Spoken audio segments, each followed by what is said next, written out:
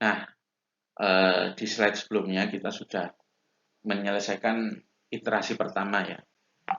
Jadi di akhir iterasi pertama kita memiliki 3 klaster, ya 3 klaster. Anggotanya masing-masing adalah 11 data untuk klaster 1, klaster 2 ada 4 data. Kemudian kita juga sudah menghitung sentroid baru ya dari masing-masing klaster menggunakan rata-rata dari masing-masing atribut anggota di tiap klaster. Nah, setelah selesai iterasi pertama, maka kita melakukan iterasi kedua ya, kembali lagi ke baris 2 dan baris 3 ya.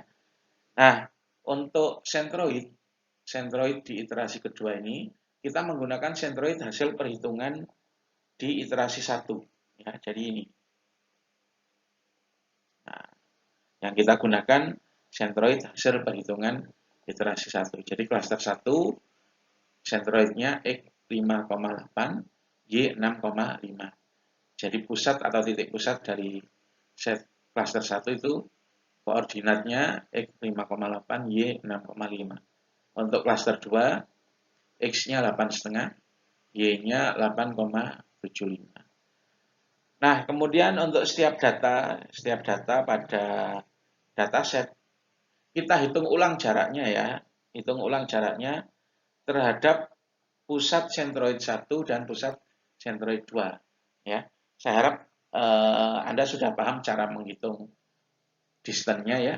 Kalau sudah lupa bisa kembali ke slide sebelumnya bagaimana cara mendapatkan angka-angka pada kolom D data C1, D data C2. D data C1 itu jarak antara data dengan sentroid cluster 1. D dengan data C2 itu jarak antara data dengan sentroid C2. Nah, kemudian nah, kita akan mengalokasikan setiap data ke klaster ke klasternya ya.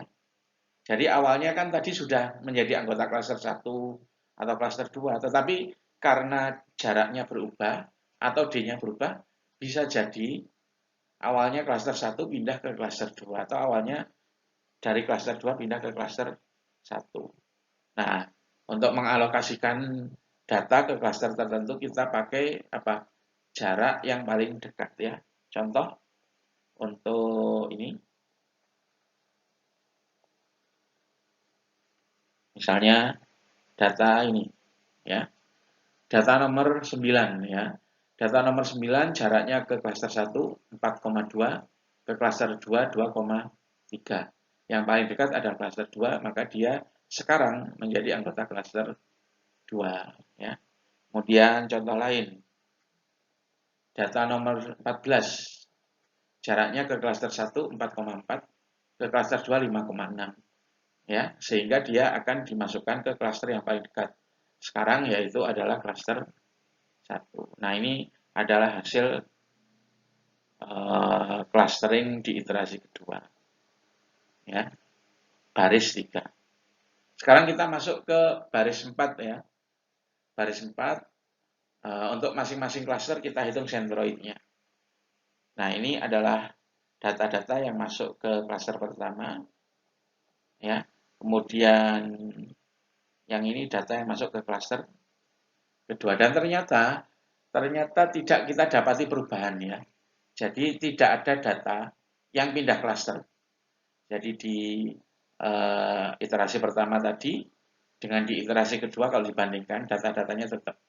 Yang klaster 1 tetap klaster 1, yang klaster 2 tetap klaster 2 sehingga sentroidnya itu sama ya ketika dihitung rata-ratanya. Misalnya untuk klaster 1 sentroidnya untuk X-nya ini di rata-rata. Nah, ini ya. Untuk Y-nya ini di rata-rata juga tetap. Untuk klaster 2 sentroidnya ini di rata-rata ini, Y-nya di rata-rata ini. Tetap ternyata. Sehingga kalau kita teruskan iterasinya berulang-ulang, maka hasilnya pun akan tetap. Ya. Biasanya kalau misalnya keanggotaan klasternya sudah stabil, tidak banyak berubah anggotanya di tiap iterasi, itu biasanya iterasinya akan dihentikan. Dan hasil akhirnya akan terbentuk dua klaster. Dua klaster dengan anggota klaster 1 ini, ya, anggota klaster 2 ini. Kalau misalnya keanggotaannya banyak yang berubah, bagaimana? Ya iterasinya tetap diteruskan sampai stabil, kelompoknya stabil. Jadi tidak ada perubahan.